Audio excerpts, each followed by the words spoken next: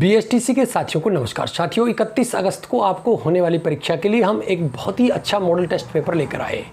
साथियों, 116 प्रश्नों के इस मॉडल टेस्ट पेपर में हमने सामान्य ज्ञान, हिंदी और संस्कृत के प्रश्नों को समाहित करने का प्रयास किया। यदि आप एक बार इन प्रश्नों को यदि देख कर जाते हैं तो परीक्षा में आपके लिए ये काफ़ी हेल्पफुल साबित हो सकते हैं, क्योंकि साथियों गत वर्ष के प्रश्न पत्रों में जो इंपॉर्टेंट क्वेश्चंस पूछे गए थे, जिनके इस वर्ष में पूछे जाने की काफ़ी बेहद ज़्यादा संभावना है, उन्हीं प्रश्नों को हमने इस टेस्ट सीरीज में शामिल करने का प्रयास किया है। तो फटाफट से 15 या 20 मिनट की वीडियो में हम इन प्रश्नों को हल करने वाले हैं। क्योंकि आपके पास ज़्यादा समय नहीं है, इसलिए फटाफट से हम इस सीरीज को शुरू करने वाले हैं। देखिए, इसमें सबसे पहला जो सवाल है वो है कि क्रोमाइट का सर्वाधिक उत्पादन राज्य कौन सा है।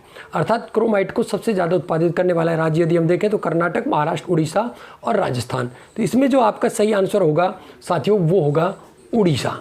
तो यहाँ पर जो आपका सही आंसर होगा वो होगा उड़ीसा। इसी क्रम में आपका अगला क्वेश्चन आता है कि निम्न में से कौन सा दुर्ग दक्षिणी राजस्थान में स्थित है। देखिए, दुर्ग आपके सामने, ऑप्शन आपके सामने है, जूनागढ़, भटनेर, बसंतगढ़ और बालाकिला। तो आप देख सकते हैं इसमें से जो बसंतगढ़ दुर्ग है ये राजस्थान में, दक्षिण राजस्थान में स्थित दुर्गों में से एक। आपको बता दें भटनेर दुर्ग है ये हनुमानगढ़ में, ये उत्तर राजस्थान में, जूनागढ़ बीकानेर में हो गया और बालाकिला ये अलवर में हो गया। ये तीनों उत्तरी राजस्थान के ज़िले हैं, जबकि दक्षिणी राजस्थान के अंतर्गत आता है बसंतगढ़ दुर्ग। तीसरा जो इंपॉर्टेंट क्वेश्चन है साथियों, हम थोड़ा सा इसको विस्तार से कम बता रहे हैं क्योंकि क्वेश्चन ज़्यादा है और टाइम कम है। सीधा हम आपको आंसर की तरफ ले चलते हैं। निम्न में से कौन सा जिला पेट्रोलियम की दृष्टि से काफ़ी महत्वपूर्ण हो गया। तो बिल्कुल ईजी सा सवाल है, जैसलमेर, बाड़मेर, श्रीगंगानगर या बीकानेर। तो हम समझ सकते हैं कि बाड़मेर इस समय सबसे ज़्यादा पेट्रोलियम की दृष्टि से इम्पोर्टेंट जिला बन चुका है। अगले क्वेश्चन को यदि हम देखें कि जैसलमेर राज्य के शायर नामक कर के संदर्भ में कौन सा कथन सत्य है। तो देखिए, यह एक वाणिज्यिक कर था, यह आयात पर लगता था, यह राज्य के मार्गों से दूसरे राज्यों को जाने वाले माल पर लगता था, या फिर सभी। तो यहाँ पर हम आपको बता दें थोड़ा सा कि जो शायर नामक कर था वो इन तीनों पर ही लगता था। जैसलमेर राज्य में लगने वाले ये जो तीनों शायर जो कर था ये तीनों ही चीज़ों पर लगता था। वाणिज्यिक कर भी था, ये आयात पर लगता था, और राज्य के एक से दूसरे राज्यों को जब माल जाता था तो उस पर ये कर लगाया जाता था। अनुजा निगम का मुख्यालय किस जिले में स्थित है। देखिए, बहुत इंपॉर्टेंट क्वेश्चन है, तो इसका सीधा आंसर मैं आपको बता देता हूँ। अनुजा निगम इसका मुख्यालय जयपुर में स्थित है। साथियों, मैं आपको बता दूँ कि ज़्यादातर मुख्यालय की यदि बात आए और आपको आंसर मालूम नहीं हो तो आप इसका आंसर ज़्यादातर जयपुर ही देने का प्रयास करें। 99% आपका आंसर यहाँ पर सही ही जाएगा। राज्य कार्यपालिका की वास्तविक शक्तियाँ किसके पास होती हैं। तो हमें अच्छी तरह मालूम है कि राज्य जो कार्यपालिका है कि उसकी वास्तविक जो शक्तियाँ हैं वो किसके पास होती हैं, मुख्यमंत्री और मंत्री परिषद ना करके हम यहाँ पर इसका जो सही आंसर होगा वो होगा राज्यपाल। साथियों, मैं आपको बता दूँ संवैधानिक दृष्टिया जो शक्तियाँ हैं वो राज्यपाल और राष्ट्रपति के पास होती, जबकि कार्यकारी रूप से इसका इस्तेमाल मुख्यमंत्री और प्रधानमंत्री करता है। अगला जो इम्पोर्टेंट क्वेश्चन है वो है कि गांधार कला शैली किन शैलियों के समन्वय का परिणाम थी। तो गांधार जो कला शैली थी वो जो मुख्य रूप से यहाँ पर आपका आंसर होगा वो होगा भारतीय और यूनानी शैली। सी आंसर यहाँ पर आपका सही होगा कि गांधार कला जो शैली थी वो भारतीय और यूनानी शैली का मिश्रण थी। अगला क्वेश्चन है, वर्ष 2011 की जनगणना के मुताबिक राज्य की जनसंख्या का कितना प्रतिशत भाग बेरोजगार है। तो आप देख सकते हैं इसमें बिल्कुल जो सटीक आंसर होगा वो आपका होगा 56.4%। 2011 की जनगणना के मुताबिक यदि माने तो राज्य की जनसंख्या का 56.4% भाग है वो बेरोजगार की श्रेणी में आता है। 550 मेगावाट की स्टीम आधारित विद्युत इकाई की स्थापना किस राज्य के तहत की गई। आपको बता दें किस परियोजना के तहत की गई, और ये बहुत ही इंपॉर्टेंट क्वेश्चन है। तो 50 मेगावाट की स्टीम आधारित विद्युत इकाई की स्थापना जो की गई है वो है रामगढ़ गैस परियोजना। ध्यान दीजिए, यहाँ पर 50 मेगावाट की स्टीम आधारित विद्युत इकाई की बात करें तो वो है रामगढ़ गैस परियोजना जैसलमेर। अगला इंपॉर्टेंट क्वेश्चन है इसी कड़ी में कि गांधी कुटीर योजना कब से लागू की गई। देख लीजिए आप, आंसर आपके सामने हैं ऑप्शंस। तो जो इसमें सही आंसर होगा वो है 14 नवंबर सन 2000। ए आंसर इसमें सही आएगा कि गांधी कुटीर जो योजना है उस गांधी कुटीर योजना लागू की गई थी वो था date 14 November sun 2000। A answer आपका का यहाँ पर सही होगा। स्वामी केशवानंद द्वारा हिंदी का प्रचार करने के लिए सन 1924 में कौन सी संस्था का प्रारंभ किया गया? तो यहाँ पर जो सही आंसर होगा आपका वो होगा साहित्य सदन अबोर। बी आंसर आपका यहाँ पर सही होगा कि स्वामी केशवानंद जी ने हिंदी के प्रचार प्रसार के लिए 1924 में साहित्य सदन अबोर की स्थापना की थी। अगला क्वेश्चन बहुत ही इंपॉर्टेंट बन सकता है आपके लिए। प्रधानमंत्री स्वास्थ्य सुरक्षा योजना का प्रारंभ कब और कहाँ किया गया? तो ये ऑप्शन आपके सामने दिख रहे हैं, तो इसमें मैं सीधा सटीक आंसर बता देता हूँ, वो है ए, अर्थात 15 जुलाई सन 2003 में भुवनेश्वर उड़ीसा से प्रधानमंत्री स्वास्थ्य सुरक्षा योजना का प्रारंभ किया गया। अगला क्वेश्चन है, जयपुर रियासत में प्रथम लोकप्रिय मंत्रिमंडल में प्रधानमंत्री व मुख्यमंत्री किन्हें बनाया गया? तो जो सीधा आंसर मैं बता देता हूँ आपका, वो होगा यहाँ पर सर वी.टी. कृष्णाचार्य और हीरालाल शास्त्री। डी आखिरी जो आंसर है वो यहाँ पर सही आंसर जाएगा, सर वी.टी. कृष्णाचार्य और हीरालाल शास्त्री। अगला क्वेश्चन बहुत इंपॉर्टेंट है। अविका क्रेडिट कार्ड योजना में भेड़ पालकों को किसके माध्यम से ऋण उपलब्ध करवाया जाता है? देखिए ऑप्शन आपके सामने है, सही आंसर आएगा केंद्रीय सहकारी बैंकों की सहायता से।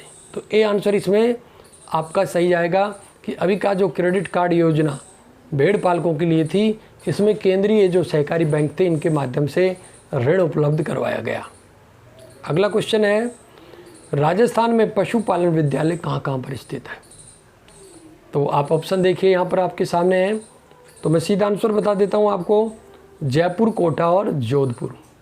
देखिए जो बी आंसर है वो यहाँ पर सही है कि राज्य में पशुपालन जो विद्यालय हैं वो जयपुर, कोटा और जोधपुर में स्थित है।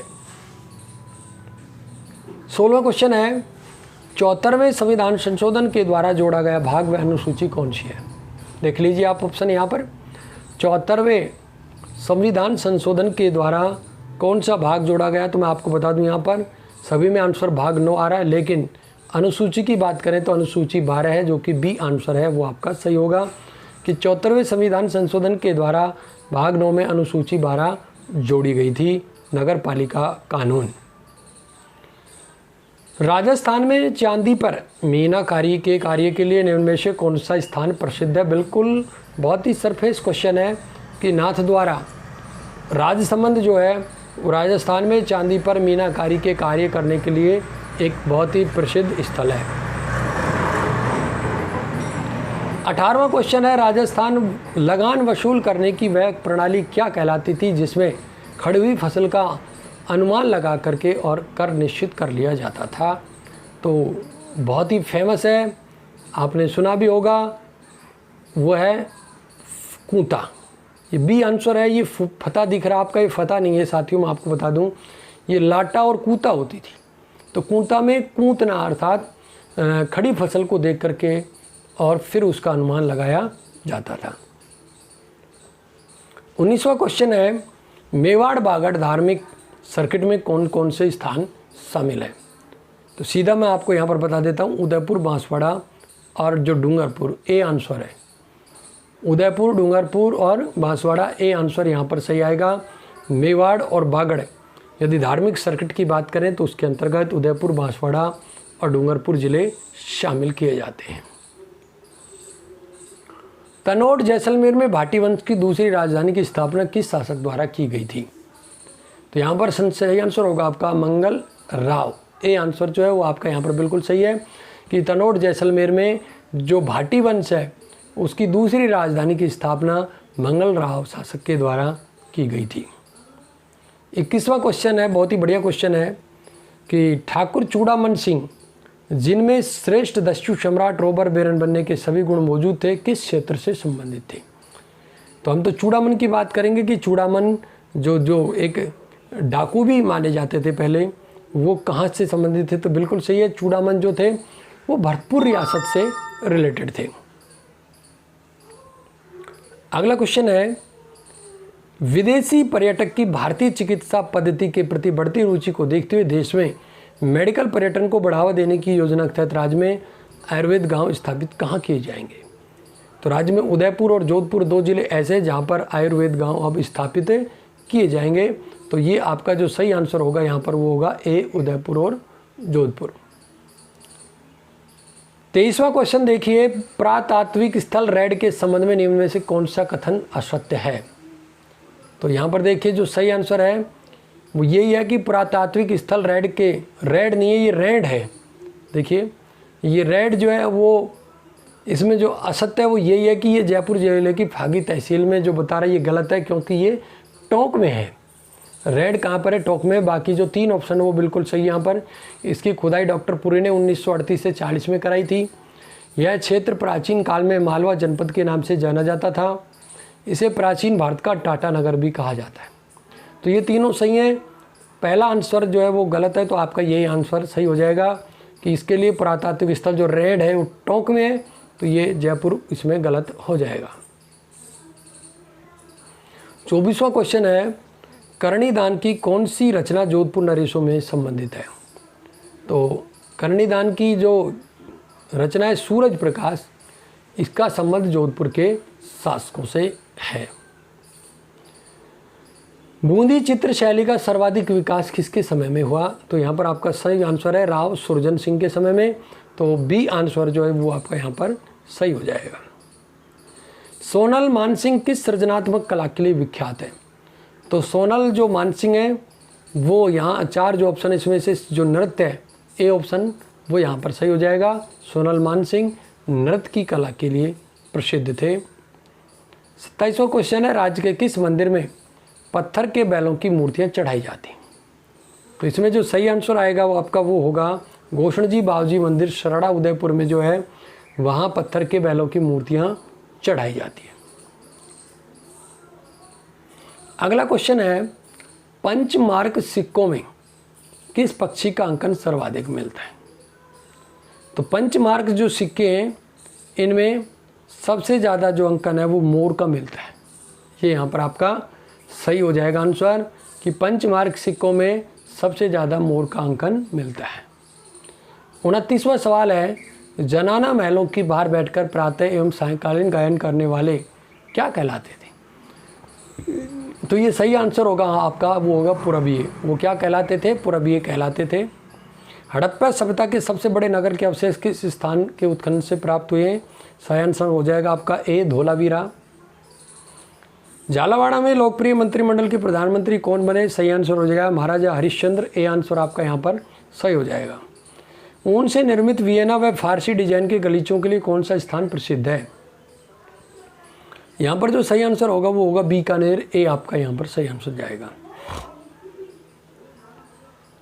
आंगल व कांगसा किसके निर्माण में काम में आने वाले उपकरण है। तो ए आंसर यहाँ पर सही हो जाएगा दरी निर्माण में। असाइड योजना किससे संबंधित है। तो ये हो जाएगा निर्यात संवर्धन से। तो बी आंसर आपका यहाँ पर सही हो जाएगा। तीर्थ सर्किट में निम्न में से कौन सा स्थान शामिल किया गया है। तो तीर्थ सर्किट में ये सभी के सभी शामिल हैं। अजमेर सर्किट भी है, पुष्कर सर्किट भी है, नाथ द्वारा और महावीर जी सर्किट भी शामिल है। जनसंख्या घनत्व की दृष्टि से राजस्थान का देश में कौन सा स्थान है। तो जनसंख्या घनत्व की दृष्टि से राजस्थान का 18वां स्थान है देश भर में। बोल भारमली के रचयिता कौन है। तो बोल भारमली जो रचना है उसके रचयिता हैं सत्य प्रकाश जोशी। यहाँ पर आपका ए आंसर सही हो जाएगा। श्री विजय सिंह पथिक बिजोलिया आंदोलन से कब अलग हो गए। तो ये बिल्कुल सही आंसर आएगा 1927। साथियों 1917 में वो जुड़े थे और 27 में अलग हो गए थे। ऑपरेशन फ्लड हमें खूब मालूम है दुग्ध उत्पादन से रिलेटेड है, बहुत ही प्रसिद्ध है। हाथी दांत की चूड़ियों के लिए जो मशहूर जिला है वो उसकी बात करें तो वो है जोधपुर। तो आपका सही आंसर हो जाएगा ए यहाँ पर। ज्ञान समुद्र ग्रंथ के रचयिता कौन है। तो ज्ञान समुद्र ग्रंथ के रचयिता हैं संत सुंदरदास। मेवाड़ प्रजामंडल में के संस्थापक एवं प्रमुख कार्यकर्ता श्री माणिकलाल वर्मा को 1939 ईस्वी में गिरफ्तार करके मेवाड़ के किस स्थान पर बंदी बनाकर और रखा गया। तो बहुत ही सिंपल क्वेश्चन है, बी आ जाएगा, कुंभलगढ़ में उनको रखा गया था। 43वां क्वेश्चन है, भारत में 1882 में स्थानीय स्वशासन की शुरुआत किस गवर्नर जनरल ने की थी? तो ये थे लॉर्ड रिपन। डी आंसर सही हो जाएगा 4 नंबर का यहाँ पर। गंगा रिसाला क्या था?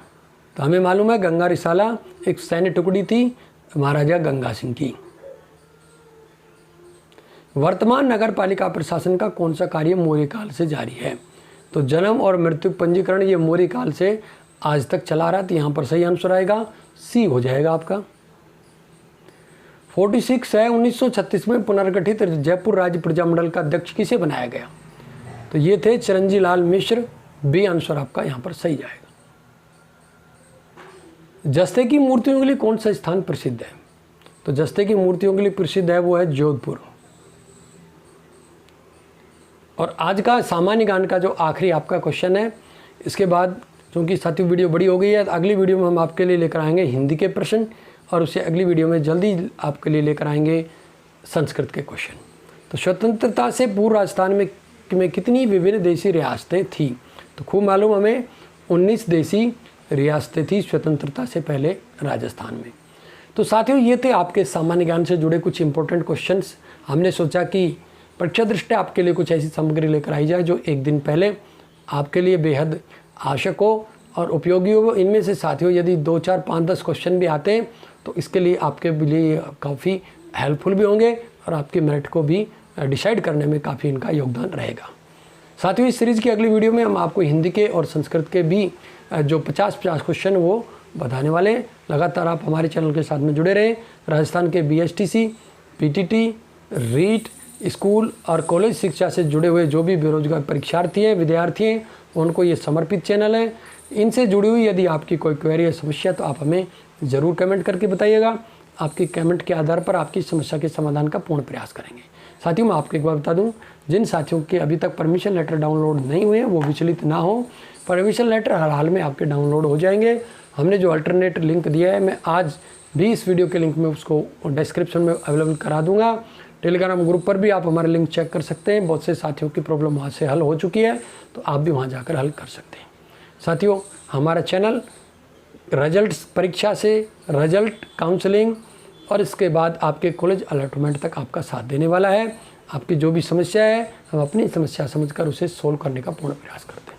इसलिए साथियों वीडियो पसंद आई हो तो वीडियो को लाइक और शेयर ज़रूर करें, और इसी के साथ में आपकी कोई क्वेरी तो हमें कमेंट करके ज़रूर बताइएगा। इन्हीं शुभकामनाओं के साथ में साथियों जय हिंद, जय भारत।